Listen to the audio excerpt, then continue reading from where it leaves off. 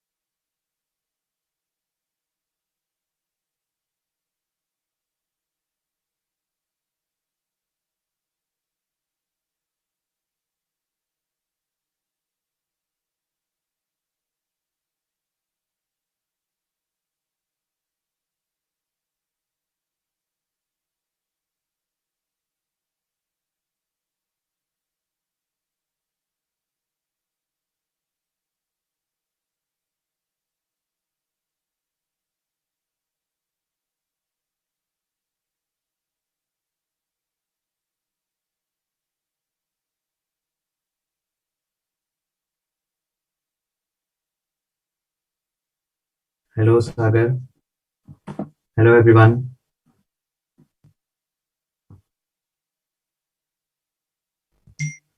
Uh, सागर ये देवाशीष चैटर्जी की team से कौन आया था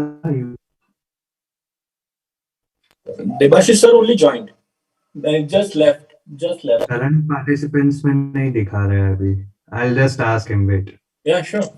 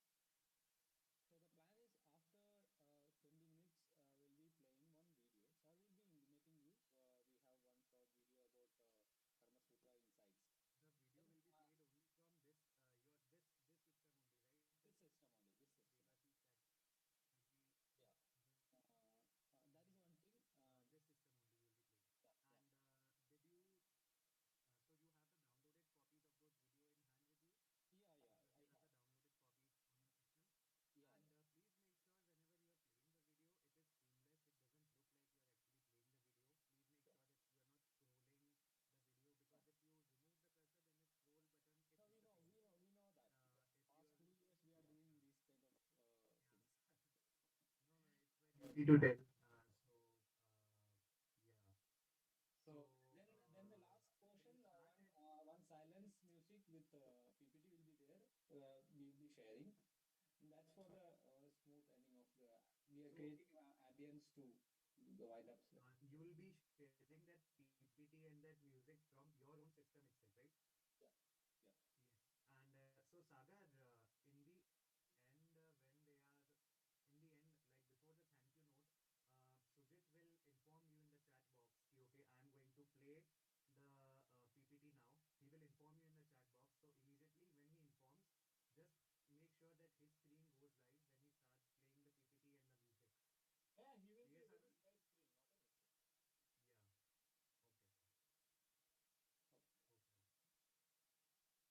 Okay. Okay. Okay.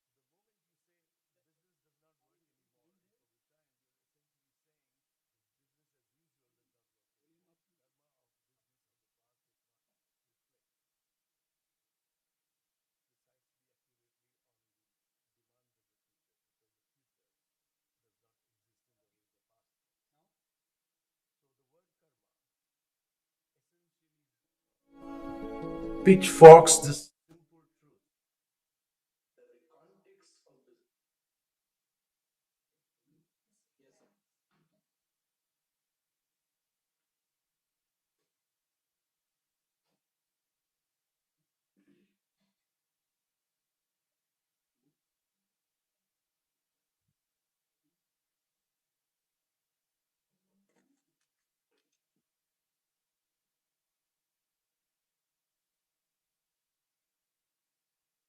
Yes, sir. there you are. There is Ayush Baid, and hi Ayush, good to see you. So good to see you, sir. Can you ask whosoever is attending to be visible on screen? I can see Aishwarya there. Is that you? I'm sure it is you. Hello, sir. Hi there. Good. So, would you ask the people who are attending this to be visible to me because otherwise it makes Yes. little sense. So I request everyone, apart from the backend and the IT teams, to please turn on their cameras. Keep yourself on mute, but please turn on your cameras so that, as I always say in even in the demo session, I had said that please turn on your camera so that it doesn't get too difficult for you to go live when you're actually asking the question. Because in the end you might forget to turn on the camera. So please do that, everyone. Hello, Datta. Datta there, sir. Hello. There is one user called Zoom user. If he or she can please rename themselves and put in their actual name.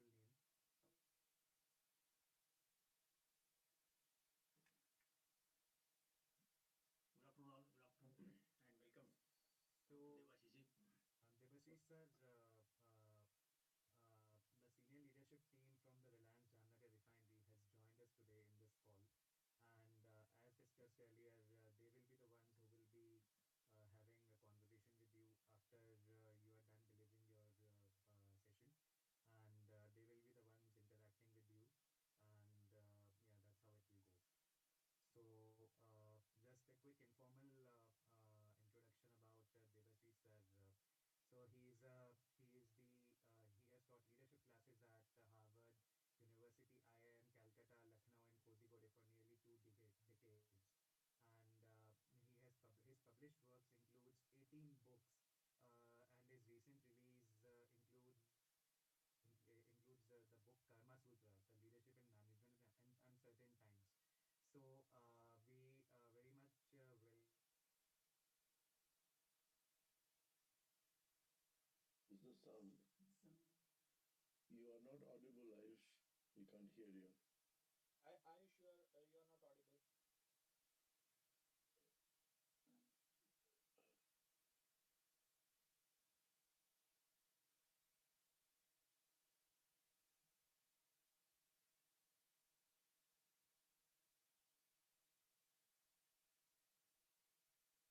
Sahab, I think we were able to hear Ayush, right? I was not able to hear after the first sentence. No, no, no. He is not audible. Now he is not audible. Yeah. Ayush, I think you will have to rejoin again. Yeah. Yeah, we are able to see you, Ayush. If you can turn on your audio. Sir, this is what they're sharing. They're streaming. ठीक है.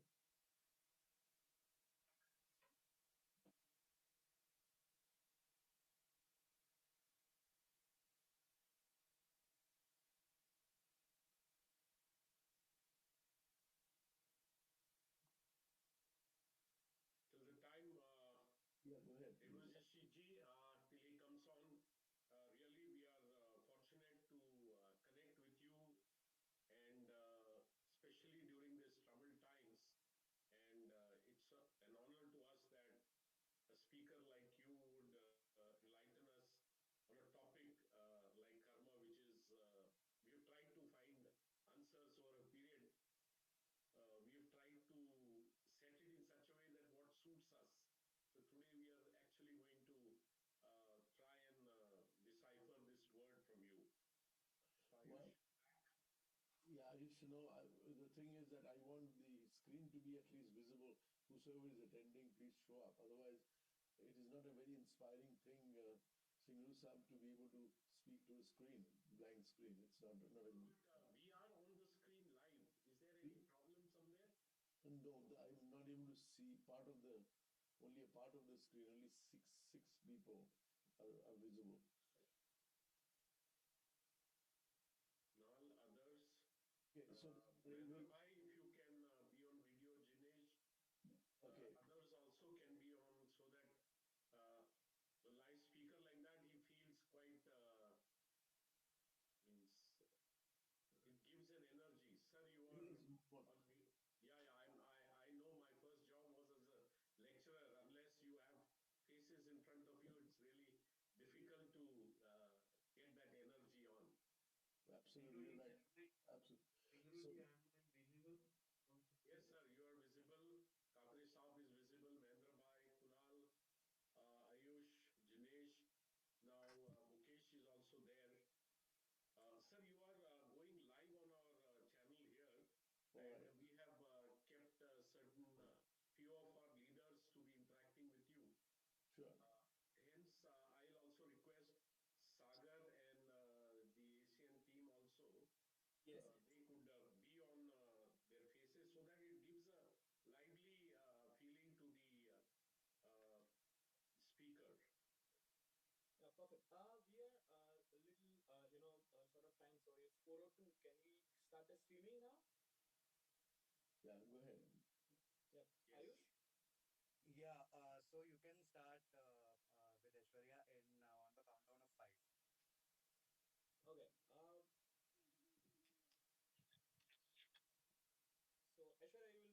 you will be going live in 3 seconds. Ashwarya, take a test, please. Very light. Am I audible now? Yes. Okay. Ayush, I'll be introducing you after the introduction of. Yes, you are going live in 3, 2, 1, go. Hello, namaste, sir, everybody. Today we would like to talk about something super beautiful, which is called having a wisdom in uncertain times. And what kind of karmas can actually inspire us to go through these difficult times that we all are going through, be it financially, be it emotionally, be it the health perspective, and our family. Today, really honored to have Reliance Group supporting the entire cause of I'm Happiness. I'm Aishwarya Jain here, the founder of I'm Happiness, who is just on a small mission to inspire people on avoiding Karma Sutra in person's life. And really honored to have the support of Debashi Chatterjee sir, the director of IMK, who's also a big time author, professor, and many more known accolades from him. Today we'll be discussing beautiful tips and hacks that how can people stay happier and aligned with their wisdom in these uncertain, difficult times, in their families, in their work life, and many more. I'm really, really excited and happy that the entire Reliance Group and the family of Reliance Group is going to witness a beautiful event. And I'm very sure the entire energy of the campaign today will be flooding in years ahead. I would like to welcome Ayush Baid, the co-founder of Our Happiness, to take the introduction ahead. Thank you, everybody. Thank you, Aishwarya, for that introduction. So, Professor Debashish Chatterjee has taught leadership classes at Harvard University, at Indian Institute of Management, Calcutta, Lucknow, and Kozhikode for nearly 2 decades. And he is currently the director of Indian Institute of Management, Kozhikode. He has been awarded the prestigious Fulbright Fellowship twice for his pre-doctoral and postdoctoral work at Kennedy School of Government at Harvard University. His published work includes 18 books, including the recent release Karma Sutras, which talks about leadership and wisdom in uncertain times and leading consciously, and timeless leadership that have been translated into 16 international languages. He has served as the director of IMI Delhi, India's first corporate sponsored business school, and he has been an independent director on the boards of several multinational and Indian companies. And he has trained and coached 30,000 managers and 25,000 school principals, spanning an academic career of 30 years. So without further ado, let's welcome Mr. Debashish Chatterjee for today's session. Mr. Debashish Chatterjee, over to you. Thank you, Ayush. And this is to help Aishwarya and Ayush to co-create their social startup. I'm Happiness, and I'm here on a Saturday afternoon speaking to you over a cup of tea. And as you know that when you discuss over a cup of tea, you can lay down your defenses, your guards, and pay attention to somebody who's just sharing some commonsensical ideas over a platform that is very distant, but at the same time, it enables us to connect across geographies. Now, this afternoon reminds me of another afternoon where a mid-career student at Harvard University was waiting for a bus. This is Harvard Square. And this man was very restless, young man, very restless. He was looking at his watch roughly 15 times in a 15 seconds wait. He knows that exactly when the bus is going to come, but he keeps looking at his analogous watch. And I'm surprised. And when I meet him in the class, I ask him, why are you so restless, even while waiting for such a short time? He says, I was just bored. I'm looking for a job out there, and things not quite working out for me in the way it should have. I'm sort of kind of bored. So I kept looking at my watch, and I said, what kind of a person have you become if you can't have an appointment with yourself for 15 seconds without getting bored or tired, right? You can't have an appointment with yourself. So the idea is that you're not looking for a job, just that's not your goal. You're also looking for a new identity, right? When we look for a job, young people wants to get out of their homes and become independent of their parents. And so you think the world is restless and busy, and the world is as it is. As far as I can see, the world is not restless, nor is it busy. Our minds are restless and busy. And the deepest fear and anxiety that we see today does not come from the fear of death in the pandemic. Most people say that it's a fear of contracting a disease and death. Our deepest fear actually comes from a life that is not fully lived. People who have lived their lives wouldn't fear death. Only when we have something more to do, something more to accomplish, something more to experience, we have this fear. The tragedy of life is not death. The tragedy of life is what dies inside us while we are still alive. A fully functional human being, a fully capable human being, a fully competent human being, a fully lived human being is what we're looking at. And so if you look at the word Karma Sutras, this is, of course, something that I picked up as a title from my book. However, the import of this goes way beyond what the book has to say. The word karma in my language means context. It does not mean action. It does not mean fate. It means context. So your thoughts and actions from the past repeated many times form patterns in your psyche. And those patterns form, you can't break those patterns. This is how they train elephants in Kerala. When the elephants are small, they chain them with an iron chain, and the baby elephant cannot get out.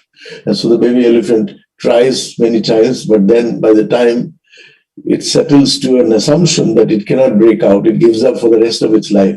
After that, even an adult elephant, when it is tied with a small string, still cannot get out, although it can by its physical force, right? But it cannot, because mentally it is changed. So the chains of habits are too light to be felt until they become too heavy to be broken. Just reflect on the sentence. The chains of habits are too light to be felt until they become too heavy to be broken. What are these chains? These chains are subtle impressions on your mind based on repeated habits. Suppose you have a habit of drinking a cup of coffee in the morning or tea in the morning before you start work. You're developing a coffee or a tea karma. How? By repeating a behavior and an action. Now try doing without a cup of tea or coffee one day, one fine morning. You will find it is so difficult. Your bowel movements are affected, your moods are affected, your whole day is affected. Why? Because the habits, the chains of habit that you created has become so strong that they refuse to let you go until you have a special capability. So breaking the chain of karma simply means that how do I understand what kind of chain this is? This is not a physical chain.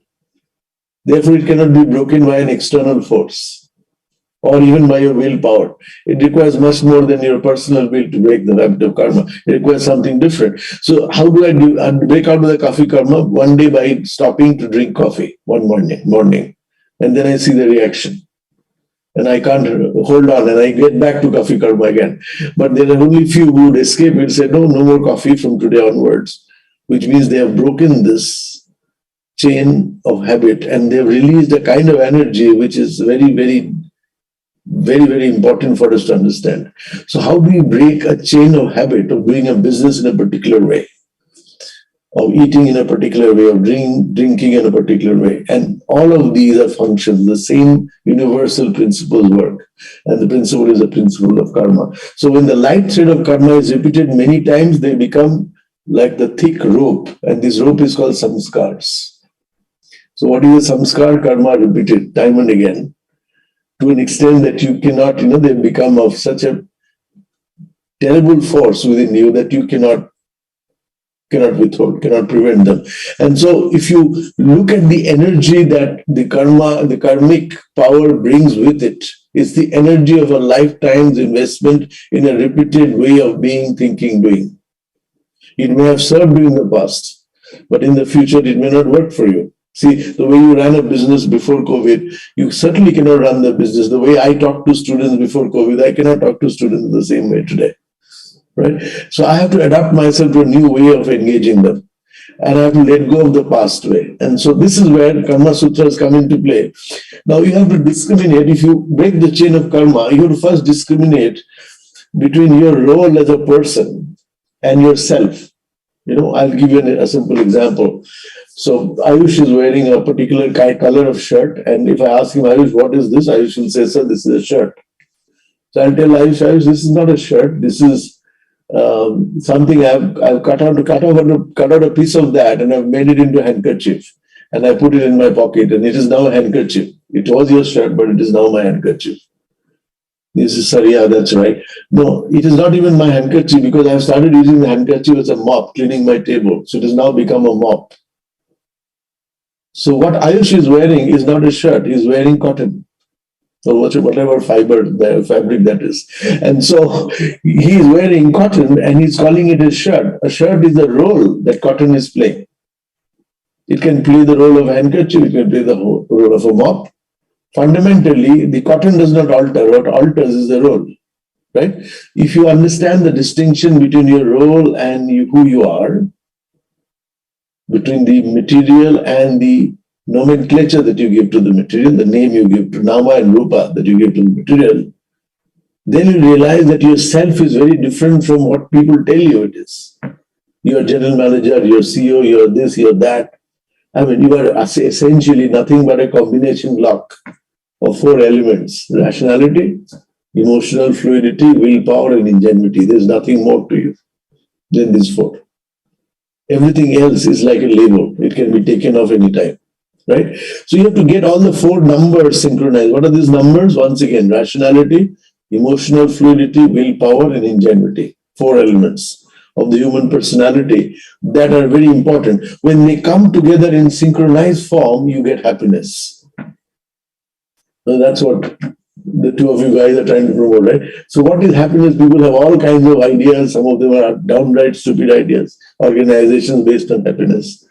So I'm going to say things that will be quite blunt. So because my research, our own evidence tells us that happiness is not a function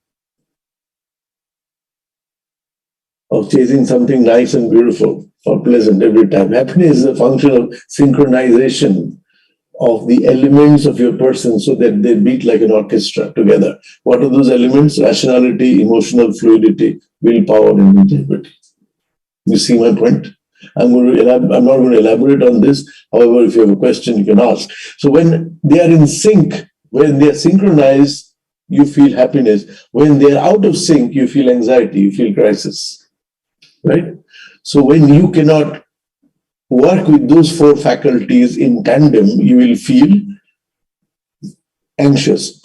Our greatest heroes, forget about normal people, our greatest heroes, Arjun, Alexander, Julius Caesar, King Lear, Macbeth, Hamlet, all have gone through this crisis in life. Heroes have gone through this. We are ordinary people, right? And so if you look at Arjuna in Kurukshetra, he is disconnected. His rationality and his emotional nature are not working together. Arjun lays down his bow and arrow, he cannot fight. And so there's 700 verses of a motivational talk by Lord Krishna, and Krishna is telling Arjun, look, this is not about what you can do, it is about who you are. And so this element of disconnect in Arjun between his action and his emotion, and between his reason and his emotion. See, his reason says that he should fight. He is Kshatriya, he should fight, and he's the greatest archer that the country has known. But his emotion says, how can I fight? These are my teachers. And so there's a conflict when emotion and reason do not work together. You have the Arjun syndrome, and you cannot. You may have the capability, but you cannot function fully. Forget about happiness, and you cannot even function. You ask a high jumper who's jumping 7 feet 6 inches, how can you jump so high? He says, look, the following, it's a combination lock. First, my heart goes over the bar, then my mind and will follows, and then I do the jump as creatively, ingeniously as possible. Then the body crosses over. And the point is that he has to bring all these elements together for him to do the right jump, right? And he's happy about it. So if you look at what does Arjuna need, his motor organs are refusing to function, although he's very capable, because his reason and his emotion are fighting with each other. So Arjuna needs a Krishna. Hardware needs a software, and this is hardware. Raja needs a Rishi, Arjuna needs a Krishna. Alexander needs an Aristotle, Chandragupta needs Chanakya, Reliance needs I am Kozhikode. Why? Because here is what we do all the time. We are looking at action. We are looking at action through the eyes of reflection. We can look at action. We can see people acting, and we see the direction of action is not right, or the synchronization is not right. And so it's like a coach telling a batsman, look, your bat, see, you have to focus on the ball, your bat is in this direction. So the point is that you have to look at the reflective dimension of the person. So the model of Indian leadership has been Rajarshi. Rajarshi is Raja plus Rishi. Who is Raja? Raja is the executive, the hardware. Rishi is the software. Raja is action. Rishi is reflection. You see? And so if you understand this combination, then you will know that within the human personality, both action and reflection are there, except that we don't use them properly. When we reflect too much, you forget to act, you will not be able to carry out your best ideas. When you act too much without reflecting, your action will be mindless, directionless, right? And so the combination of reflection and action gives you the optimum value. Therefore, the combination of rationality, emotional fluidity, willpower, and ingenuity will give you happiness. How it will give you happiness? You have to understand happiness. What does happiness mean? Most people don't even know what it means, right? You think happiness is pleasure. Oh, I'm very happy. I had a cup of cold coffee, mocha or whatever my flavor is. I'm very happy. No, that is not happiness. That is pleasure. I ate Alfonso mangoes and I'm very happy. I like Alfonso mangoes. I ate one mango. I was happy. Second mango, I was a little less happy. But by the time the fifth mango, I said, I don't want to eat any more mangoes for the next 1 month. Happiness is gone. So that which goes is not happiness. It is called pleasure, right? Pleasure is gratification of your senses in relationship with an external object. Pleasure comes from sensory contact with the pleasurable. In Sanskrit, we call it priya. Priya means that which is pleasurable out there in the world. If I come into contact with that, I will feel pleasure. And that is not happiness. Please understand there's a distinction. So pleasure is sensory gratification when your senses come into contact with the surface of something that is pleasurable. That is prayer. It comes and goes. The next dimension of pleasure is sukha or happiness, which is more enduring than pleasure. Pleasure of ice cream or a cup of tea or getting a bonus will go away. I go to a company where somebody's got 3 increments and he says, oh my God, I've got 3, jumping out of the boss's office. And he encounters one of his friends who he thinks is very dumb and much less than him. And he says, look, I've got 3 increments. He says, I also got 3 increments. Then he says, यहाँ तो कुत्ता बिल्ली का भी bonus मिल जाता है. कोई discrimination नहीं है. So his happiness is gone. So that was not happiness. That was just a comparative. He gets pleasure out of comparison. So the promotion that you get is not going to be the recipe for happiness. Happiness will come when you've done something worthwhile, you've done something worthwhile using entirety of your energy, and the sense of fulfillment is what happiness is, and it is a more enduring thing than pleasure. Suppose you helped somebody, or you really worked very hard and wrote a book that you wanted to write. You will have an enduring sense of achievement, of fulfillment. That is happiness. It comes from fulfilling the need that you have at a level deeper than your sensory pleasure. So happiness is like Nipun Mehta working for Sun Microsystems. He's crossing a toll booth and he says, he sees through his rear view mirror that the guy behind him is honking away. He is in a hurry to go to office. And so Nipun says to the toll booth person, see, look, I'm paying his toll on his behalf. Don't charge him anything. When he asks for who paid for me, give him this card. The card said paid forward. Right? So this is how Nipun Mehta created a whole empire. Right? The interesting thing Nipun did is that he understood that the ability to look at another person as your own extension, as your own expression, is the beginning of happiness. So it's not about sensory gratification, it's about fulfillment that you get when you achieve something that is worthwhile. And so if you look at a glorious sunset or look at a mountain, and you feel suddenly a burst of happiness, you go somewhere on a trip, you ask, where is this happiness coming from? Is it coming from the mountain, the rocks in the mountain? Rocks can't give you happiness. Because when you're in front of a mountain, you're not telling the mountain, hey, can you grow up 3 inches more so that I can compete with you? No, you're not saying those things. You're just looking at the mountain. When you are in front of a mountain, there is a self within you that expands, that opens up. It's a non-competitive self. It's a self that finds fulfillment in just being itself. And that is the beginning of happiness. So you have to understand that happiness is the middle ground. On one side of happiness is pleasure, which is sensory, which is temporary. On the other side of happiness is what you call bliss or ananda. So pleasure is sthula, gross. Happiness is sukshma, which is refined. And bliss is karana, which is causal. We are bliss or ananda, that is our true nature. It is the cause of both pleasure and happiness. Bliss is what we are. It's like underground water. Now, how you draw this water through a well, through a tap, through a hydraulic pump, doesn't matter how you draw it. The fundamentals is that our very nature is to be blissful. Now, if you ask me, how do I know that my nature is blissful? How do I know that my nature is blissful? Because when you have deep sleep, when you go to sleep, when you go to sleep, everybody has to go to sleep.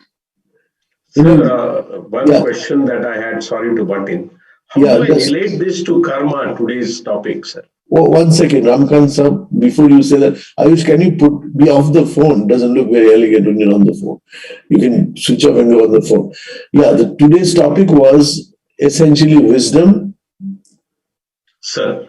And I'm going to tell you how you connect it to karma in a very short frame of mind. I mean, a short frame of time. Just give me a few more seconds. Sure, sir. Sure. When I use the word karma, I am saying that it's a thought and action combined, repeated ad nauseum,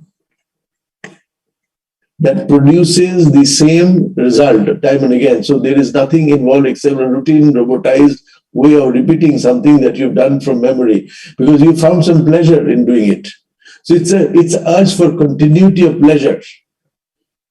And that's why you need to break the chain, because pleasure is a very sthul, it's a very shallow understanding of your universe. Oh, it gives me pleasure to do the same way. I go to BHEL. They manufacture station wagons, right, for the Indian Railways. So I went to the Bhopal plant and I saw so many station wagons lying there in their storerooms. I said, who are they for? It's there for Indian Railways. But why is this so much inventory? He said, railways are not growing anymore. Roadways are growing, not railways. I said, therefore, should you stop manufacturing stuff for the railways? No, but we are good in it. It gives us high that we are good in this. This is the whole point. Now, you do not know how to get out of the pleasure trap of being good in something. You'll never be able to go to the next level of reality, which is you're trapped in a repeated way of doing something that you're comfortable with. And then you don't want to change, you're comfortable with one way of doing business. COVID will come and go. I will do my business like that. But before, you are in fool's paradise if you think like that. The medium through which we are talking to each other, Zoom, in market cap, it is several times the market cap of American Airlines and Hilton Hotel Group. It was just the other day, nobody heard of Zoom before. Now, if you say, I don't want to go to Zoom, I'll still go to America to deliver a talk physically. Nobody, because I'm comfortable doing that. The world will not wait for you. Okay? And so the point I'm trying to make is that the ability to break the chain of karma means to break the chain of robotized, routinized way of doing things. Why do we do it? Because it gives us pleasure and a sense of false security that, coffee piyenge to din sahi rahega. No, these are all absolutely mindless assumptions, believe it or not. I was meeting the other day a guy, just to give you another example, Ramakantji. So this fellow said, I had a heart attack in the middle of my office work and I went to the hospital, emergency. Then I realized the thing that I miss most is not the family, but my cell phone. So my brother took away my smartphone. He says, no, while you are in the emergency ward, you cannot use a smartphone. He said, I felt some part of my body part was being taken away. Now imagine, this is, I know this is not good for me, yet I can't get out of it. Please understand this. There's a great prayer in the Mahabharata by one of the characters. In the prayer is as follows. The prayer is to the Lord. And it says, Lord, I know what is good for me, but I cannot follow it. I also know what is bad for me, but I cannot resist it. Therefore, be seated in my heart and show me the right direction. You know whose prayer this was? Can you guess whose prayer, Ramakantji? Whose prayer this is? This is a character from Mahabharata, I'll just tell you. I really can't place it. Well, this is a prayer from Duryodhana, of all characters. Duryodhana says, I know what is good, but I can't follow it, but I also know it is bad. I can't resist it. So he says, I need another dimension to get out of my own inability. He's a great character, just like Arjun is. There are protons and neutrons, but there are also morons. Duryodhana is a moron. He is working in the opposite nature, natural laws. And so he's paying a price for it. He's a hip teaser, he's a land grabber. He's paying a price for it. And so he can't break the chain of karma. His tragedy is not that he's not intelligent or not capable. His tragedy is can't break it. This is how companies go down. Organizations tumble because they can't get out of their karmic, karmic trap. You look at Kodak, you look at Indian hockey, you look at any, I can give you countless examples in recent times where organizations are not able to move out of the robotic way that they find security and pleasure in doing something which is utterly relevant for the market and the world. Yet they continue to do it. Trust me, you can't, my father and I have a conversation. Just to give you a third example. And my father keeps telling me to do something which I refuse to do. So one day, and he's very upset, he keeps repeating that I have to do engineering from the X college or Y college. I said, look, why do you tell me the same thing in the same manner, in the same tonality, when you know that I'm not going to listen to you? He was quiet for a while. And he stopped talking about it. Then I started listening to him. The point I'm trying to make is that we don't even recognize, even in our most obvious actions where we are failing. So if you are going to look at, please understand the word happiness in the context of who you are. Don't think I'm giving you a lecture on a subject. I'm giving you a lecture on your own life. And if you understand that, and I'm able to give you that lecture because I've understood this in my own life context, not somebody else's life, right? So if I'm telling that, look at the glorious sunset in the mountain, it gives me happiness. It simply means it breaks my chain of being a competitive self all the time. I have to be a reflective self. When you reflect on the sunset, when you get up in the morning and look at your own mind as a blank canvas, you will get creative ideas as to how to do things differently in your organization.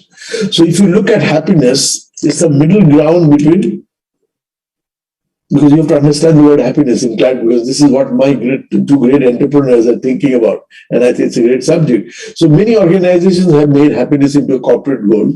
So what is if I have to ask you what is common between Bhutan, Venezuela, UAE, and Madhya Pradesh? You'll be surprised how come these four entities are named. See, I was invited by the King of Bhutan to spend some time to understand, their Department of Happiness. And so all these entities, Bhutan, Venezuela, UAE, and Madhya Pradesh, have something called Department of Happiness.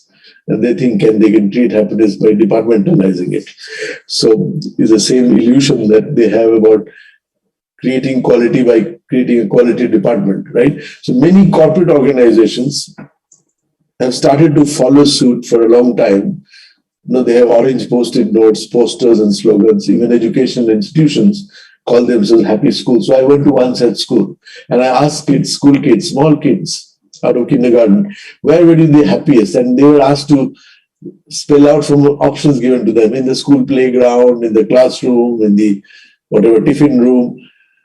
Many of them said in the school bus, which is not listed there by us as researchers. So he said, school bus, what is so nice about school bus that kids are the happiest in the seats of the school bus? Then you realize in the school bus, you are neither ghatka nor gharka. No teacher is giving you instruction, even parents are not giving you instructions. So an instruction-free world where you are absolutely free to be yourself is the basis of how a child finds happiness. And it is true for us too. So if you ask me what is the fundamental core of happiness, the sense of autonomy that I experience when I do something unique, creative, when I do something that nobody else could have done. There's nothing, no greater happiness than that. Therefore, we all envy creative people, who perform.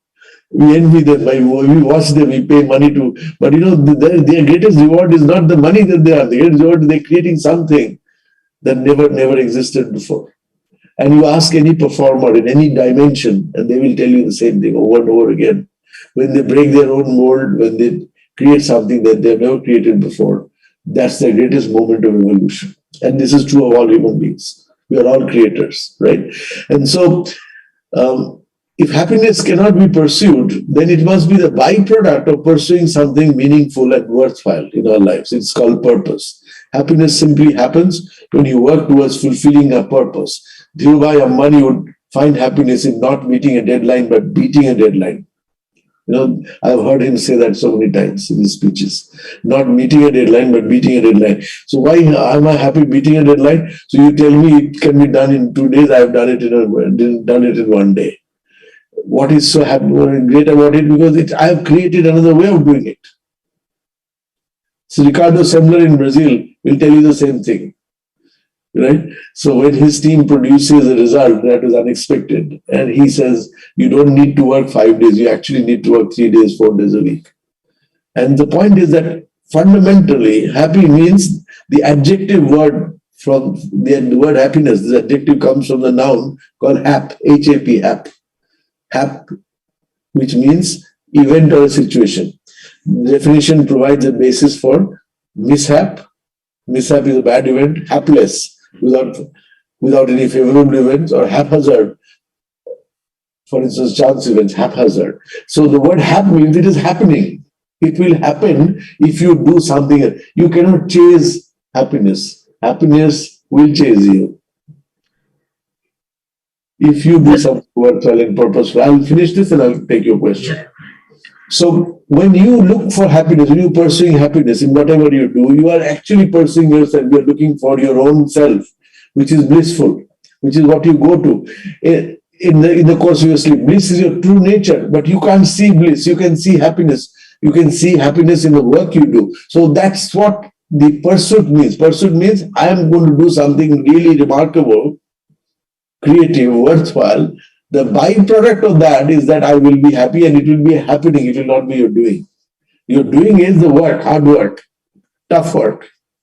But the result would be if you work very hard one day, you see the amount of good quality sleep that you get that day, the way you eat your food that day. So the point is, have I invested my entirety of my person, my rationality, my emotional capability, my power, my ingenuity, invested totally in what I was doing today, so much so that I find fulfilled in what I do. That is going to bring you happiness. Okay, I'll take the questions now. Go ahead, please. Yes, sir. This I am Katre. Yeah. If we draw the happiness by doing something differently, I'm thinking from this thing. I'm actually also a safety. You can say I try to ensure the safety in the plants. Why people may not be following the rules? Is it that they get happiness? Why they don't get happiness by following the rules? I mean, people know. Say, for example, in we have COVID also, or Ramakant and group are really there are so much struggling people to tell that you should wear mask. Why people are happy to remove the mask? What is that happiness? Interesting. Good question. I'm not saying that they're pursuing happiness when they don't follow the rules. They just want to do it their way. If What do they get by that? No, this is what you get. Let me tell you what you get. I'm standing in front of the Eiffel Tower. Listen to me carefully. Since you asked the question, you are looking for an answer, right? So let me try and look at the question first. You first said that I'm asking people to wear a mask, they don't wear it. This must be done. So by breaking the rules, what do they get? Do they get happiness? Are they looking for happiness when they don't wear a mask? They're looking for their need to be free of your instructions. I'm telling you how. You look at a line of ants. You're standing in front of the Eiffel Tower and the ants are moving in one direction. You put a little umbrella, stick umbrella in front of the line of ants. What do the ants do? They will not follow the line. They will move around the stick. They'll find their own way of going, right? So what is the stick in case of people whom you're telling them to wear a mask? The stick is people who are telling them. That's the stick. Wherever there is a wall, there is a will. Please understand, the will is created by the wall. But does it mean that you should not have law enforcement or will enforcement? Of course, it is necessary. But most people would not abide by. You see, the same Indian who is breaking all the rules. My son he is a graduate from Yale University and he's found job in Singapore. So he's experiencing Singapore. You go to Singapore from New Delhi, it's 4 hours, 4.5 hours flight. You behave very differently in Singapore airport. You're putting all the carts in their places. Why? All of a sudden you become different 4 hours away. Were you following all the rules? You're not doing it in India. Because it has become a culture. Right? What is a culture? Culture is, again, it has become a culture that has been set in motion because most people find value in this rule. The ability to value a rule for the good of the entire organization is what is called culture. If you ask how Singapore created that, Lee Kuan Yew inherited Singapore that was worse than Calcutta. There was prostitution, drug trafficking. So he had to create a culture. So he called his people. He showed them pictures of Switzerland. And he said, look, if you want Singapore to be like Switzerland, then don't do what you're doing inside an elevator. They would spit inside lifts. Spitting is a Chinese pastime. So they would spit inside the elevator. They would spit wherever. So as a demonstration, Lee Kuan Yew started taking pictures of that. He said, do they do this in Switzerland? How will your real estate prices go up if your flats are like that? We're spitting all around. Then when the Chinese premier came to Singapore, he took a whole spittoon to demonstrate that, I want even the premier to spit on the spittoon, not here and there. And so the formation of that culture was that people would support each other in other than coming from top down. Narayana Murthy tried to start a rule in Infosys. You know what the rule he started? Everybody should wear a tie at least one day a week. He wanted professionalism to show up. When they came in, they wore a tie as long as the camera was able to see them. The moment the camera was off, they would remove their tie. Because it had not become a culture, it became a top-down order. So you need to show the value, ne? We need to show the value. No, so value in form of the culture. See, I'm going to tell you, Azim Premji came to office and his secretary sent out a mail to all 30,000 people. This parking place is meant for the chairman of the company. Please don't park here. You can park anywhere else. Within 5 minutes, Azim Premji sent back an email. This parking place is meant for someone who comes to office first. If your chairman comes to office first, he will park here. Otherwise, whosoever comes to office first will park there. So in one sentence, he converts a position into a performance. right? If you are comfortable, you can park in the chairman's parking place. So when you create a rule, the acceptance of the rule is not based on your order. The acceptance of the rule is based on whether it's become a culture or not. They will not follow. And you go with a danda, you say, follow me, and they will follow you as long as you are visible to them, as long as you can cause some harm to them. But the moment you are out of the way, this is true of parents and children. It is nature of children to disobey parents unless they understand the value of why the parents are saying what they're saying. So to be able to create meaning out of the rule is the most important job of the leader. Why is this rule? Why are you going to do this? Gandhi tried to do satyagraha, breaking the salt law by doing a march towards Dandi. And he asked the question, Patel asked him, Nehru asked him, will people follow you? Because you're going to break the salt law. He said, mujhe bhi pata nahi, karke to dekho. And so he did this, and it created an emotional cord in people. They followed him. Whether they will follow you or not is up to them, not up to you. Because you are thinking you control their lives throughout their 9 to 5. No, you don't control their lives 9 to 5. You control their lives only up to a point you are visible. First day in my job in I'm Kozhikode, I get a phone call. The caller says on my landline, a cup of coffee, please. I said, do you know who you're talking to? He said, I don't know, tell me. He looks like a student, and he says, this is your director. Oh. Then after a while, he says, do you know who you're talking to? I said, I don't know, tell me. He says, thank God, and he puts the phone down. As long as I don't know who he is, I can't do a damn thing to him, right? So fundamental to understanding why people will follow a rule is more important than what rule you're trying to implement. I've answered your question. Hopefully. Yes. Thank you very much. Thank you. Okay. And so if you look at why this enduring thing called bliss is intrinsic to our nature, because this is our nature, this is our very nature. That's why we go to sleep every night. Our Shastras are telling us that we operate in 3-4 states of consciousness. First is called Jagrat, your waking state. Then Nidra, which is your sleep state. Then Sushupti, your deep sleep state, when you are absolutely refreshed. And then the fourth state is called Turiya. We are not going to go to Turiya. Just figure out why you go to sleep. The reason you go to sleep is that you want to go to your own nature to be rejuvenated. You are rejuvenated at that point in bliss. So the pursuit of happiness has to do with an internal journey of learning to know ourselves and an external journey of being service to others. The notion that the pursuit of personal fulfillment drives individuals to contribute to fulfillment of others is very, very important. So happiness is your innate nature, your own nature hardwired into your DNA. Now you may ask, how come I'm not experiencing it? If it is hardwired into my DNA, why am I not experiencing now? Why don't I experience happiness every moment?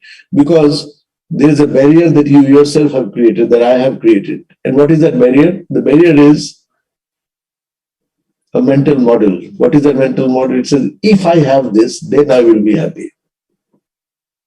If you give me double promotion, I'll be happy. If you make me general manager, if I marry somebody that I like, I'll be happy.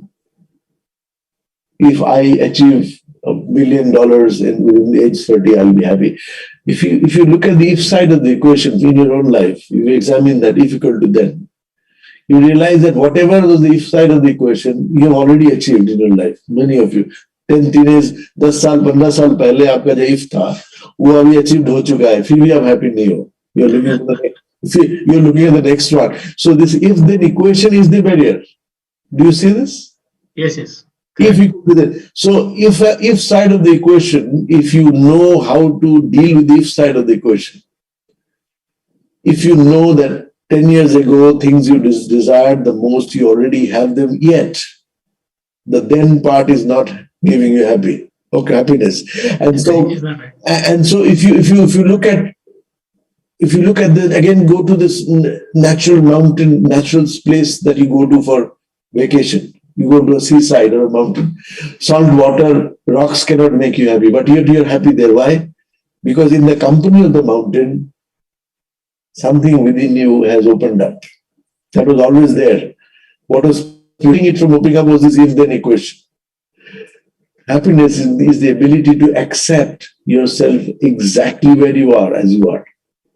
exactly where you are, as you are. Doesn't mean that you will accept all kinds of shit. But this acceptance is the beginning of search for happiness. Please understand that. And that is the end. Right. This acceptance, the lives of great people that I'm giving you, Gandhi, Buddha, Krishna, look at the amount of trouble they faced in life, the turmoils they went through in life. Yet they had the ability to accept it. Have you seen the so the point is their search is not different from yours. And so if you say that the mountain is good, but it has a few inches, if it was few inches taller, you don't say that in front of a mountain. You just, you dissolve that little center called you, which says if then. That competitive self vanishes for the time being. And then you realize that you've accepted yourself exactly as you are at that point in time. And that is the source. The mountain is not bringing you happiness. Rocks are not bringing happiness. You are yourself bringing happiness because you are that. You are just that. You are established in your own true nature. You have discovered your true nature. Once you do that, then you are fulfilled as a person. Then you can become a Dhirubhai Ambani. Unfortunately, our parents say that become an engineer, become a doctor. They don't say become a Tata, become an Ambani. I don't know why. I don't know why. Because, we are always comparing. Somebody else's son has become IT engineer, so my son should at least go to regional engineering college. ये क्या बेवकूफी है? बेवकूफी क्या है? And so the thing is that, and Dhirubhai was very clear. He said, if you do not take this opportunity, you will have to work for somebody else. Please understand this. And this is fundamental to our nature. We are constantly in this world of if-then. Now, if you step out of the if-then world, if you know how to step out of the if-then world, it will be a different world altogether because acceptance will be the key here. So, in terms of happiness at work, I'm going to again stop after this for a while, take a couple of questions on it. Happiness is a vector that has both intensity and direction. Please understand what a vector is, because most of you are engineers, you should. In organizations, as in team sports such as cricket or football, you have three elements that make for happiness, which is harmony, impact, and acknowledgement. What is harmony? When everybody knows what one's role is, what you are supposed to do, right? And members say, I understand my role and role of others in my team, role integration. This is called role integration, role clarity. This is called role clarity. I am clear about my role, I am clear about what others are supposed to do. So we work in harmony. And then there is role integration. There are strong bonds in the team, individual talent is used effectively. This is called role integration. So harmony comes from two things, role clarity and role integration. And then there is the impact. Impact means a cricketer says, my role is critical to the team's success. If I don't bowl well, the team will not win. So you have to go to the lowest level of the organization and make this person's contribution impactful. See, I was spending time with Sanak Mishra, MD of Rourkela Steel Plant, and I was advising him in those days on leadership issues, and he said, I'm going to address 30,000 people in Gopabandhu Auditorium. I said, you talk to them in three languages. Three languages would be Oriya, Hindi, and English. And you tell them as a result of cutting away one nut and throwing it away, how the real estate prices in Rourkela is going down and how Rourkela is becoming less competitive than Bhilai and Durgapur because of nuts that they're throwing away. They can make the steel plant more competitive, this nut cutters. And so he spoke to them, and you should see the impact of that. When the nut cutter says, even my job is critical to my success. Narayana Murthy is going to the Infosys board meeting, and one doorman stops him because he doesn't have a tag, and he does not know who Narayana Murthy is. Within 10 minutes, Narayana Murthy comes back and says, look, you did the right thing by stopping me. That is your role, and you've done a great job by stopping me. Don't worry about it. Doesn't matter who I am. And so the point I'm trying to make is this impact is important. And third element is acknowledgement. Shared success that you celebrate with your team. Colleagues acknowledge the other's contribution. So each other, you acknowledge people's contribution who have made it with you. And so these three things, to quote Dhirubhai Ambani, between past, the present, and the future, there is one common factor, relationship and trust. Please understand what he was trying to say. This is what are the components of happiness in the workplace. Relationship and trust. If you break them up, it translates as harmony, impact, and acknowledgement. If you do these things, you'll understand how the idea of happiness translates as corporate success, because they are interlinked. Everybody is working towards that. Okay, so I'll stop for some 5 minutes and then I'll finish in the last 5 minutes. If you have any more questions, you can ask. Yeah, I'm Gal here. Good evening to you for a very mindful session. I have a question that happiness, you have well explained the emotion, the rationality, and the willpower and the ingenuity. Yeah, most of when you have spent a lot of years, you know this part. Now, the another part is the success. Sometimes both are at conflict. So you want to be happy at the end of the day, at the end of the career, but then the success, is it a trade-off with the happiness? Because the work culture or the culture of the organization or the value system of the organization may not be in conformity, harmony with the happiness value system. How you define that? Good question. Excellent question, in fact. If you look at any organization, no organization is designed for your happiness. Organizations are defined to efficiently carry out their activities so that they can give you shareholder value. Okay. Organizations are what you might call a generalized theory of happiness. What is the general theory? They said, if you give you money, more money, you will be happy. By and large, it is assumed. Or you get 10 promotions, you will be happy. This is the organization's understanding. No organization in the world is designed for your happiness. So you have to understand that the onus of being happy is on the individual to see that which part of the organization work fulfills me the most. It is called micro inspiration. What part of that work inspires me the most?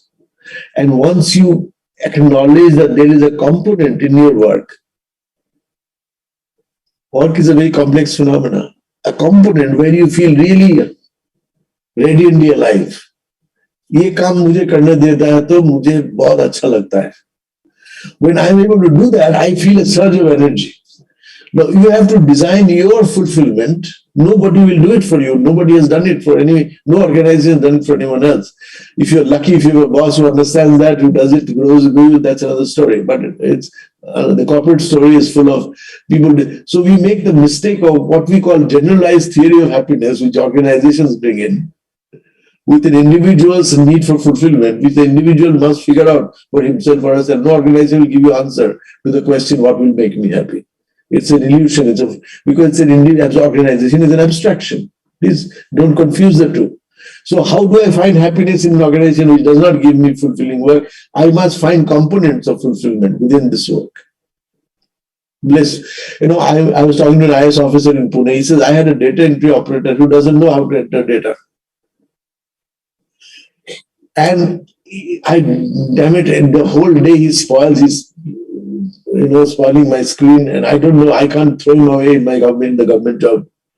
No, he's even refusing to learn. So what the hell do I do with him? So one day while I'm sitting and thinking about what to do with him, he brings me 2 tomatoes, which are this big, organic tomatoes. So I look at him and say, "Kahan mila aapko? Ye kahan se mila?"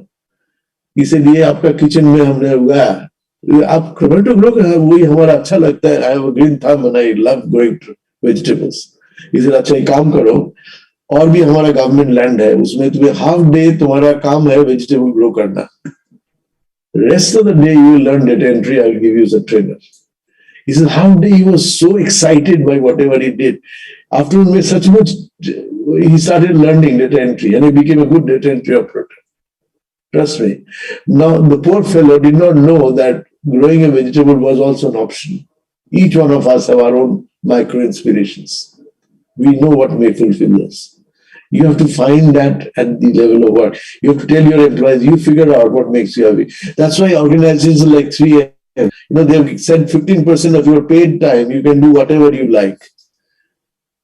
Wonderful, wonderful. You see, there are organizations which are building on that awareness. And so please understand this with clarity. So you have to give people a range of possibilities through which they find fulfillment. And it can be anything. Give them some downtime where you ask them. You see, my downtime, you know what my downtime is? I take a musical bath after a stressful meeting. What is a musical bath? I lie on my sofa. I'll put instrumental music, Rahman or whoever. And I feel a heavy body of 80 kgs feels like, feather light. Within 45 seconds, I'm uplifted again. Sometimes I call my old school teacher 15 years back, this is Milata. Sir, do you know, I just got your phone number. This is the boy who you threw out in your class. And and then, in 5 minutes time, you're in a very different energy place. So to punctuate a day with your micro inspiration, this is what fulfills you. No organization will devise, they cannot. By definition, no organization can devise million ways of finding fulfillment. Human nature being what it is. We are all unique beings. What fulfills us only we know. Nobody else can tell you. Right? I hope I've answered your question. Yeah, great. Okay. Great Okay. insight. Thank you. Thank you so much. Another problem we have with happiness, you can play my film at the end. Okay. So this is again corporate. Corporates have a lot of stupidity going around. Another stupidity is amplified choices.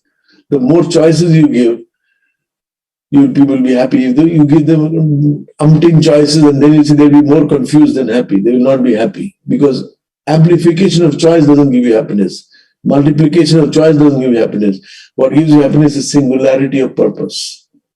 You are single-mindedly pursuing something that fulfills you. This is what is called the Arjuna syndrome. Singularity of purpose. When singularity of purpose comes, too many brands of coffee, I still remember my first talk in corporate America. I said, what does half-boiled egg mean to you? And most American hens went up and he said, egg boiled for half the time. I said, no, it's a fully boiled egg cut in two halves by a small string so that two brothers could have them because the mother could afford only one egg. Right? This is ingenuity. This is also the ability to see how can you take scarce resources and still fulfill two people. Can you imagine? This is why India is such a great country. This is why I'm so optimistic about India's future, because we have many different ways of accessing happiness. We don't maximize choices. We make sure that given the context we have, we will be able to make resourceful use of those choices. That's why Jugaad, that's why Langar will become currency of the world going forward, because you understand the value of, Dhirubhai said, if you can reduce the price of a phone call to that of less than a postcard, his model was very clear. It came from an Indian experience, right? So he was thinking of the guy who actually uses postcard, which is most of India at that point in time. And so if you believe in understanding the nature of what constitutes optimization of resources, and you pin your strategy based on that, you will succeed. You will bring happiness, because there's no greater happiness in utilizing your own inborn resources and making it work. Nothing greater than that. I'm not going to go into, is there anything else? Okay, and finally, we're going to end in about 2 minutes. Is that okay? 2-3 minutes? Okay. So we have a musical composition that's about 5 minutes. Would you like to listen to that? Or do you have... Sure. We have all the time. We have all the time. So I'm just summing up. I'm saying that happiness is when what you think, what you say, and what you do are in harmony. This is Mahatma Gandhi, not me. But I can't do all the time. I can't follow Mahatma Gandhi. So I have a simpler definition. And the definition is happiness is uncaused. Unhappiness is learned. Somebody's unhappiness makes you happy. We have seen that. We used to have this wonderful book by an American author who says, I'm okay, you're okay. Many of you may have read the book in your younger days. So he had 4 dimensions that says, I'm okay, which means I'm happy, you're also happy, you're okay. The second dimension was I'm okay, but you are not okay. So let me correct you. Third dimension is, you're okay, but I'm not okay. I'm not adequate. The fourth is, you are not okay, I'm also not okay, so let's destroy the company together. Okay, but the book was written by an American, an Indian. If it was an Indian writing, it would have found a 5th dimension. He would say, I am not okay, And I will also not allow you to be okay. Okay, I could constantly needle you until you become unhappy. So until I see somebody unhappy, I'm not happy at all. So these are the models that have come to place in the corporate world because the corporate world has forgotten one simple thing: how to keep one's mouth shut. You have communication skills, but you have skills for reflection. So somebody's unhappiness makes me happy. How cruel can that be? Happiness is just the stuff you're made of, I said. First little technique I'm giving you is follow your own breath from time to time. You just follow your own breath. Figure out that you're breathing in and figure out that you're breathing out. Each time you breathe in, interesting things happen to your body. Breath enters through your nostrils. They go through your windpipe. They expand your lungs, push the diaphragm down, and the abdominal walls push outward. The entire body restructures itself to accommodate excess air, and the air dissolves in your bloodstream and rejuvenates you. And when you breathe out, the exact opposite happens. You push your abdominal wall inward. You push your diaphragm upward, you squeeze out your lungs, and the air, a little hotter than before, escapes through your nostrils. If you just follow your breath going in and going out and nothing else, any other thought, do it 10 times, you will recognize that the fundamental core of what I was trying to tell you about happiness is just that who you are. Accept yourself who you are by just breathing in and breathing out. A simple technique. The second technique is to understand what silence is. A silence and a self-aware mind is a coherent mind. That is the recipe for happiness. This coherence brings about enhanced neural coordination found in regular meditators. You have that music? Get that ready. You have that? Okay. Higher mental activity and heightened awareness. This is what silence gives you. Knitting together disparate brain circuits and greater neuroplasticity. A meditative mind develops advanced neural architecture for processing crisis situations. Think of a butterfly soft landing on your hand. You chase the butterfly all around, but you stood still for a while and the butterfly landed gently on your hand. So if your mind is that tranquil, the butterfly called happiness will land on you. It cannot be pursued, but it ensues when you pursue something worthy, which is that worthy acceptance of yourself as you are. And silence is one way of doing it. So let's have a Pandit Vishumohan Bhatt, a very well-known Mohan Veena player, and I composed a track called Silence together with my words and but his music. But listen to that and then I'm ready with it. Okay, shall we? Yeah, good. Ready? Yeah. Change it quickly. You shared. Can you see this thing called Mauna? Can you see? You'll see very soon. Can you see this? Yeah. Okay, now you'll hear the music. And you'll have my words with the music. I'll end with it.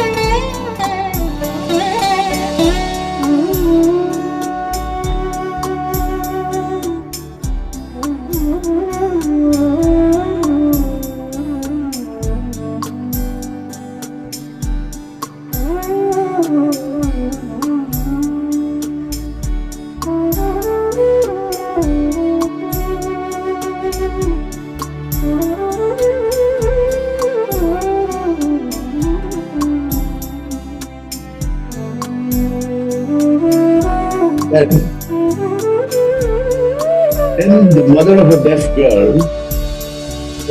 of a deaf girl with muted sorrow in her eyes said, "Tell us about silence." Ananda waited for the murmur of the eucalyptus leaves to whisper its last secrets to the hills. He seemed absorbed. Absorbed in what? In a wordless conversation with himself.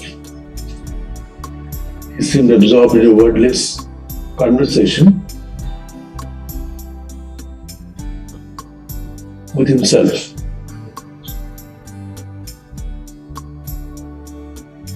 As he said,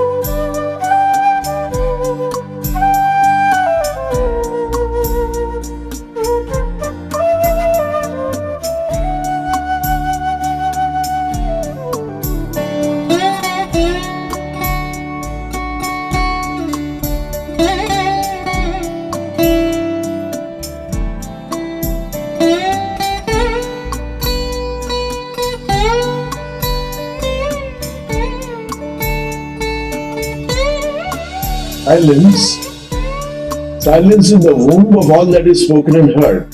Silence is the flow of the river of intelligence. Like river banks, words are mere interruptions of this flow. Silence is the unspoken truth of the universe. Words are at best masks that embellish the face of truth with their many devices. The forlorn lover sitting on the edge of the river pines for a lost love in dumb despair. Only numbing silence. Only numbing silence. Only numbing silence. Only numbing silence. Only numbing silence.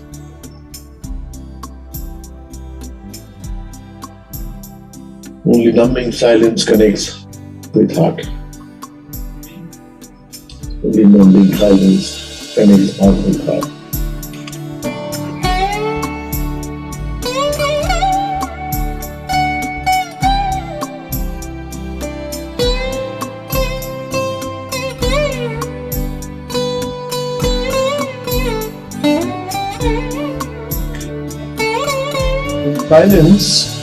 In silence, words return to their essence just as noisy rivers merge with the ocean.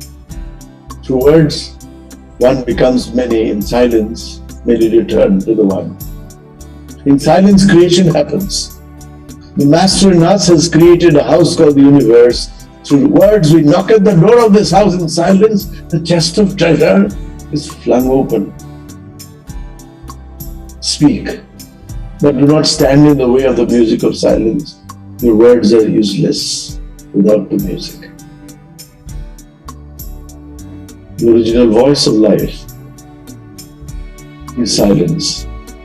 All other noises of the world, all other noises of the world, all other noises of the world, all other noises of the world, all other noises of the world are fake news.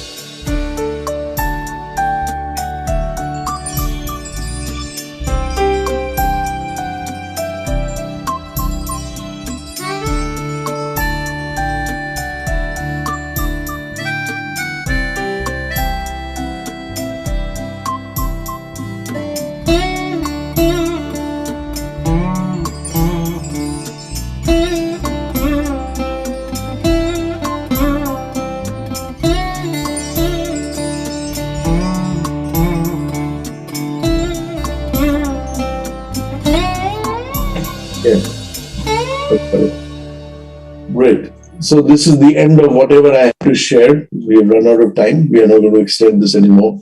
There are a couple of videos that we were supposed to show, but I can share it with you. You can show it, add it to your screen whenever you want. So Ayush, Aishwarya, I hope your Saturday was worth it. And thank you so much for inviting me. Appreciate it. Definitely, sir. It was a wonderful session. It was a really informative and it was a really deep session that we had with you, and probably a lot of common things which people face in day-to-day lives, either in their personal lives or in their corporate life. You have answered quite a lot of such small points which actually play a very big role and which we somewhat oversee unknowingly, not intentionally but unintentionally oversee in our day-to-day lives. But if we pay good heed to those things, then we can actually it can actually make a very deep impact in our lives. So thank you for that, Thank sir. you. Thank you. Ramakant sir, Katre sir, would you like to take it over? Katre sir, please. The ending note. Yeah.